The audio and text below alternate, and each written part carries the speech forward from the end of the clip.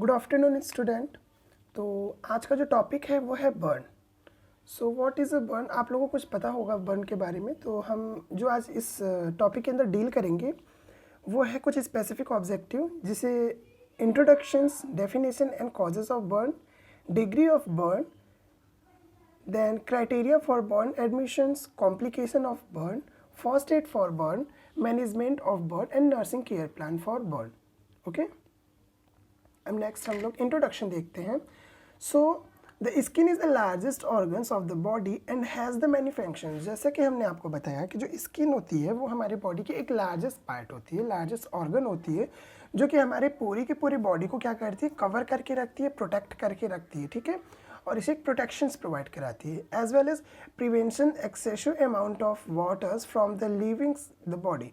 हमारे बॉडी के अंदर ज़्यादा मात्रा में पानी को जाने से भी अलाउ करती है और वाटर को बाहर आने से भी अलाउ नहीं करती है हमारी बॉडी को, जो स्किन होती है। Then protect organs from injury. हमारे बॉडी के जितने भी ऑर्गन्स होती हैं उन सबको ये एक इंजरी से प्रोटेक्शंस प्रोवाइड कराती है, as well as allow the cold, pain, touch and the pressures to the senses, मतलब कि टू द सेंसेस, मतलब ये इसमें एक सेंसरी नर्व्स भी होती हैं जो कि हमें कोल्ड, पेन, टच और प्रेशर्स इन सब का सेंसेशन फील कराती हैं। इसके साथ help the control body temperatures. ये हमारे बॉडी के टेम्परेचर को, मतलब थर्मो रेगुलेटरी सिस्टम में भी बहुत ही हेल्पफुल होती है, ठीक है। देन इसमें अगर इसके हम लोग ग्रॉस एनाटॉमी देखें तो इसके एनाटॉमी में मेनली 3 पार्ट होती है, मतलब कि हमारी जो स्किन होती है, स्किन की लेयर में 3 लेयर्स होती है। फर्स्ट वन होता है एपिडर्मिस, सेकेंड वन होता है डर्मिस एंड थर्ड वन होता है हाइपोडर्मिस और fatty layers. Okay, so next one होता है डर्मिस लेयर।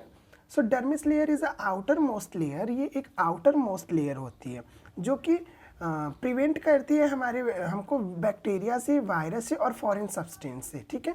हमारा पूरा का पूरा जो स्किन का ऊपरी परत होता है वो डर्मिस का बना हुआ होता है। देन ये हमारी बॉडीज़ को बैक्टीरिया, वायरस, फंगस और अदर जो सब्सटेंसेज होती हैं उनसे प्रिवेंट कराती है, ठीक है। सेकेंड वन होता है, सॉरी वो एपिडर्मिस था, ये डर्मिस लेयर है। Second one dermis layer, it is the inner layer. Inner मतलब कि ये एपिडर्मिस के नीचे वाला जो लेयर होता है वो डर्मिस लेयर होता है। It is a thick layer of the fibrous and the elastic tissues that give the skin its flexibles and strengthy. मतलब कि ये जो लेयर्स होती है वो थोड़ी सी एपिडर्मिस लेयर से मोटी होती है और ये एपिडर्मिस के जस्ट नीचे, मतलब ये एपिडर्मिस है तो ये डर्मिस लेयर होगी। डर्मिस लेयर एपिडर्मिस लेयर के जस्ट नीचे होती है। इसके साथ साथ ये थोड़ी मोटी होती है और ये फाइबर्स टिश्यूज़ और इलास्टिक्स टिश्यूज से मिल करके बनी हुई होती हैं और ये हमारी स्किन को फ्लेक्सिबिलिटी और स्ट्रेंथ प्रोवाइड कराती हैं। Okay, after that the contain the blood vessels, nerves, hairs, follicles, sweats and oil gland. और इसी के अंदर जितने भी hairs follicles, sweat glands, oil glands, ये सारी चीज़ें, ब्लड वेसल्स, ये सारी चीज़ें हमारे डर्मिस लेयर्स के अंदर कंटेन होकर रहती है। थर्ड वन होता है हाइपोडर्मिस लेयर और फैटी लेयर्स, मतलब जो एपिडर्मिस और डर्मिस के नीचे आती है। Third one layer is hypodermis और फैटी लेयर्स। इसके नाम से पता चल रहा है ये फैट से बना हुआ होता है। सो आप इधर देख सकते हैं, दिस इज अ, इतना जो पार्ट आपको दिख रहा है थिनी पार्ट, ये है dermis layer. After that it is ये जो पार्ट दिख रहा है वो एपिडर्मिस लेयर है। After that it is a dermis layer जो कि काफ़ी थोड़ा सा थिक पार्ट होता है as compare the epidermis layers, ठीक है। इसी के साथ साथ इसके नीचे सबक्यूट लेयर होती है जिसमें सबक्यूटेनियस टिश्यूज पाई जाती हैं। ओके, देन इसके साथ साथ मैं आपको और भी दिखा दूं, ये हेयर फॉलिकल्स होती हैं या फिर बल्ब ऑफ हेयर भी बोलते हैं। ये रूट ऑफ हेयर से, ये हेयर से, and this is a sweat gland. Okay, ये जो आपको दिख रहा है ये इट्स अ स्वेट ग्लैंड। इसके साथ साथ ये नर्व्स एंडिंग है, ये नर्व्स एंडिंग है, ये स्वेट ग्लैंड्स है, ये ऑयल ग्लैंड्स है, ठीक है। Next, definitions and causes of burn. So burn क्या होता है? बर्न जब हमारा स्किन किसी भी एक्सटर्नल एक्सपोजर में आता है और वो डैमेज होता है, लाइक वो या तो थर्मल हो या तो इलेक्ट्रिकल हो या रेडिएशंस हो या केमिकल्स हो या इनहेलेशंस हो, इस सारी चीज़ के कांटेक्ट में जब हमारी बॉडी आती है और वो डैमेज होती है तो उस कंडीशंस को बोलते हैं बर्न, ठीक है। देन अब इसमें इसके कॉजेज़ होते हैं frictions, thermal, electricals, radiation, chemicals, frostbites and inhalations. अब what is the frictions? Friction in the sense rubbing of the skin, जब हमारी स्किन पे कुछ रब होता है, अगर हम अपनी स्किन को किसी एक ही जगह पर कंटिन्यू रब करते जाते तो वो क्या होता है, वो रबिंग ऑफ स्किन की वजह से वहाँ पर भी स्किन बर्न्स हो सकता है, स्किन डैमेज होता है। As well as anti inflammatory creams rubbing, अगर हमारा कोई भी एंटी इन्फ्लेमेटरी क्रीम है वो हमें शूट नहीं हो रहा है या डेट ऑफ एक्सपायर हो गया तो वो वहाँ पर फ्रिक्शन बर्न कॉज कर सकता है। इसके साथ साथ ट्रॉमा, फॉर एग्जांपल जब हमें आरटीओ होता है, रोड ट्रैफिक एक्सीडेंट होता है, तो वो क्या होता है, एक रबिंग मोशंस में हमारी बॉडी रब होते हुए रोड पर निकलती है, पास होती है, तो उसकी वजह से हमारा जो बर्न होता है वो फ्रिक्शन बर्न कॉज करता है। और जो फ्रिक्शन बर्न होता है उसमें बस एपिडर्मिस लेयर इन्वॉल्व होती है, वो भी ऊपर की सुपरफिशियल लेयर इन्वॉल्व होती है। अब थर्मल बर्न, इसके नाम से पता चल रहा है थर्मल इन द सेंस जब हमारा बॉडी किसी भी हीट के कांटेक्ट में आता है, हीट के एक्सपोजर में आता है, तो वो क्या होता है, वो थर्मल बर्न के अंडर में होता है। For example flame, hot liquid, object, gases और flash. Okay, next one electrical burn. Electrical burn के से आपको क्या समझ में आ रहा है? Electrical burn accident in electric contact, मतलब कि जब हमारी बॉडी किसी इलेक्ट्रिक शॉक के कांटेक्ट में आती है तो उससे जो बर्न कॉज होता है उसको बोलते हैं electrical burn. For example accident in electric contact depend on strength of electrical voltage और ड्यूरेशंस ऑफ कांटेक्ट। ये दो चीज़ों पर डिपेंड होता है, ये दो चीज़ों पर निर्भर होता है। फर्स्ट ऑफ ऑल कि हाउ मैनी वोल्टेज, मतलब कि आपका जो वोल्टेज है वो कितना है, और second how many times you are contact with a electric shock, मतलब कि आप कितने टाइम तक इलेक्ट्रिक शॉक के कॉन्टैक्ट में थे। ठीक है, अगर आप ज़्यादा टाइम तक इलेक्ट्रिक शॉक के कॉन्टैक्ट में रहोगे तो वो आपको ज़्यादा इफेक्ट करेगी, ज़्यादा हजार्डेबल होगी, इससे आपका डेथ भी हो सकता है। अगर और फिर उससे आपके जो बॉडी है वो ज़्यादा अमाउंट में ही क्या होगी, बर्न होगी। Next radiation burn. Radiation burn से हमें क्या समझ में आ रहा है? रेडिएशन बर्न की कुछ ऐसी रेडिएशंस, कुछ ऐसी किरणें होती हैं जो हमारी बॉडी पर सीधा इफेक्ट डालती, तो उसे बोलते हैं रेडिएशन बर्न। इसमें क्या होता है कि इसमें बॉडी का जो सुपरफिशियल लेयर होता है, इन the sense epidermis layer he involve होती है, डीपली नहीं होती है। इसके साथ साथ इसमें कौन कौन से रेडिएशंस कॉज कर सकते हैं? For example UV lights, ultra violent rays होते हैं, ठीक है, एक्स रेज, ठीक है, then radiations therapy, okay, radiant energy, skin effect from the ionizing radiations depend on the amount of exposures to the area, which hair loss seen after the 3 days, redness seen after the 10 days, and wet skin peeling after the 20 days, and necrosis after the 30 days।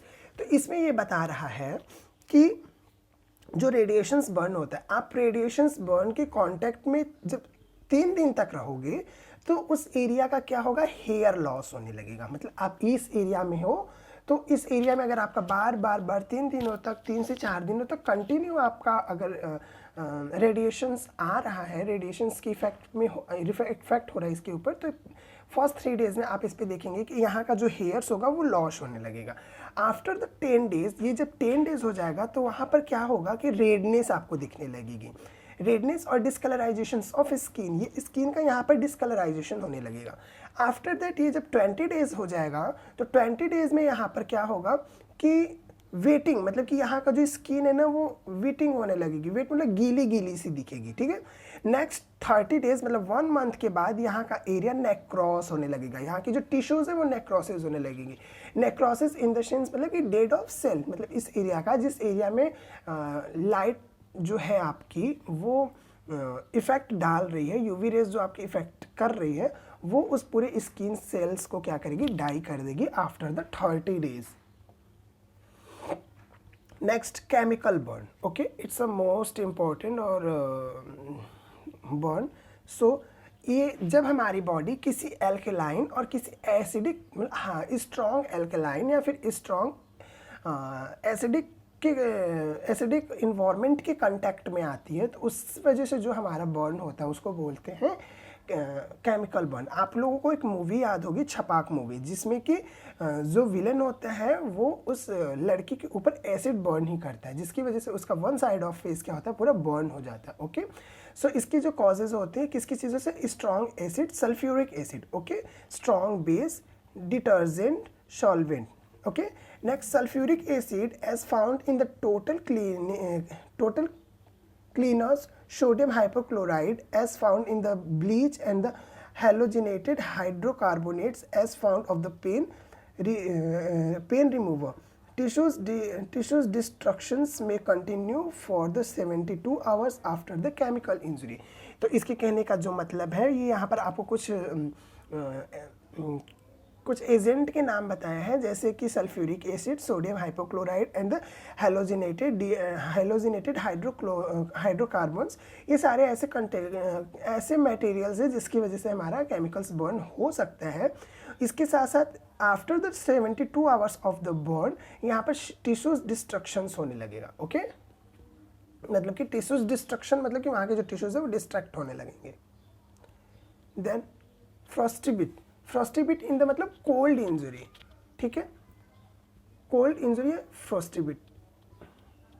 So usually affected finger, toes, nose and the ears, numbness, pallors, serious pain, swelling, edema, necrosis, loss, handles and the tissues carefully.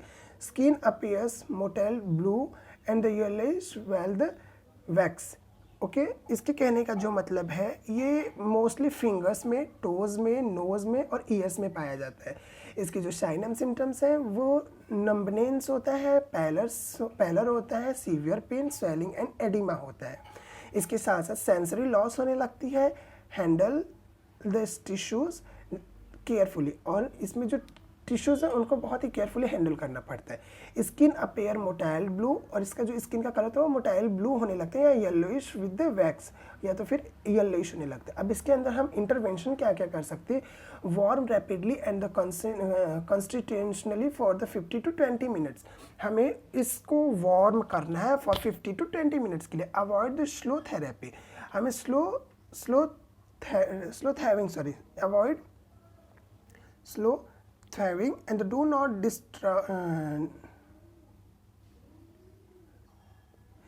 not debrided blister। Okay, देखिए ये जो है ये हमारा है, देख रहे हैं इसमें नोज अफेक्टेड है, ये काफ़ी पेनफुल कंडीशन होती है। अब उसके बाद होता है इनहेलेशंस। इनहेलेशंस मतलब हम कोई भी चीज़ इनहेल कर लेते हैं तो उसको बोलते हैं inhalations. Okay, so carbon monoxide poisoning CO, okay, inhalations of hot airs of noxious chemicals. Signs include the shyness, facial burn, charred lips, posterior pharynx edema, hoarseness, cough or wheezing, drink orals and nasal membranes, darkens oral and nasal membrane। इसके कहने का जो मतलब है, जब हम कोई toxic materials को अपने अंदर इनहेल कर लेते हैं तो उसके बाद क्या होगा, वहाँ पर वो एक इनहेलेशन बर्न कॉज करता है। जो इसके साइन एंड सिम्टम्स होते हैं, साइंस नेरस होता है, फेशियल बर्न होने लगता है, चार्टेड लिप्स मतलब ना क्रैक्ड लिप होता है, जिसमें कि जो हमारे लिप होते हैं वो क्रैक होने लगते हैं। Okay, after that the posterior pharynx oedema, हमारे पोस्टीरियर फेरिंग्स में क्या होगा, एडिमा हो जाएगा, वो स्वेल्ड हो जाएगा। देन हरासनेस होने लगेगा, ठीक है, कॉफ एंड द वीजिंग होने लगेगी पेशेंट को, ठीक है। Dark and oral and the nozzle membrane, हमारा ओरल और नोजल मेम्ब्रेन जो होता है वो डार्क इन कलर होने लगेगा। ओके, इसके साथ साथ मेन सिम्टम्स इसमें होंगे, pulmonary oedema may not appears until the 12 to 24 hours after the burn. हमारे बर्न के 12 to 24 आवर्स तक हमें पल्मोनरी इडिमा देखने को नहीं मिलेगा। इसके साथ साथ decrease in surface productions and the decrease in cellular reaction, हाँ cellular reaction. Okay, zone of burn. Okay, so zone of burn, ये जैक्सन एक साइंटिस्ट थे, उन्होंने ही जोन ऑफ बर्न को क्या किया था, इंट्रोड्यूस कराया था हम लोगों से। So Jackson introduce the method according to this में burns areas that 3 zones area. तो जोन ऑफ बर्न में जो जैक्सन थे उन्होंने हमें इसे इंट्रोड्यूस कराया था और उन्होंने बताया था कि जो जोन ऑफ बर्न है वो टोटल कितना है, वो टोटल 3 टाइप्स का होता है। Zone of coagulation, zone of stasis and zone of hyperaemia and arrhythmia. Okay, अब देखते हैं जोन ऑफ कोगुलेशन में क्या है। Zone of coagulation, it is the central part of the inner most part. ठीक है, ये सेंट्रल पार्ट होता है, इनर मोस्ट पार्ट का सेंट्रल पार्ट होता है। It is the severely affected area, जो कि एरिया हमारा बहुत ही सीवियरली अफेक्टेड होता है। It is due to the coagulations and the denaturations of the protein. It does not the recovers and only slug out with the time। ठीक है, और ये हमारा जल्दी से रिकवर नहीं होता और ये सिर्फ टाइम के साथ ही स्लग आउट हो सकता है। मतलब कि इसके कहने का जो टोटल फंडा है कि जो जोन ऑफ कोगुलेशंस है वो एक बहुत ही मोस्ट इंपॉर्टेंट पार्ट है, सेंट्रल पार्ट होती है जो कि इनर पार्ट होती है और ये एक सीवियर इफेक्टेड एरिया होती है। इस एरिया में जो कोगुलेशंस होती है वो डिनेट्रेशन ऑफ प्रोटीन की वजह से होती है। इसके साथ साथ it does not the recover only, ये रिकवर नहीं हो सकती है, as well as it slug out with the time, और ये टाइम के साथ ही धीरे धीरे क्या होगी, डिसअपियर या फिर सही होती है। Then zone of stasis, it is the area which is soon going to deal hairs inflammations occurs as the vascular in impairs. Then zone of hyperemia or arrhythmia, the last edema appear, red has pain and the affected area reversible. Okay, मतलब कि इसमें हमें क्या दिखेगा, हमें pen दिखेगा, जो area हमारा डैमेज हो गया उस एरिया में हमारा रेडनेस, पेन और दिखेगा और ये रिवर्सिबल होता है। अब classification of according to classification of burn according to severity. अब हमारे सीवियरिटी के अकॉर्डिंग हमारे जो बर्न का क्लासिफिकेशन है वो देखिए। According to severity burns is a classify into the 3 types. हमने हमारे बर्न को 3 टाइप्स में क्लासीफाई किया है, minor, moderate and measures. Minor में less than 50% total body surface area in adult in the more than 40 years. Sorry, more than 50% total body area surface in an adult is more than 40 years. Okay, then more than 10% total body surface area in an adult in a less than 40 years. Okay, then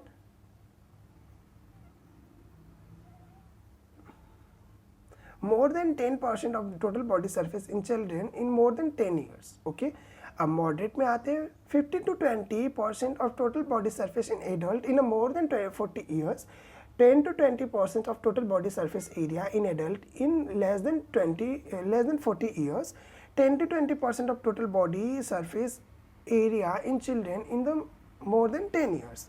Okay, then major burn, the less than 25% of total body surface area in adult is a more than 40 years, then less than 25% of total body surface area in adult in a less than 40 years, and the less than 20% total body surface area in the children in more than 10 years.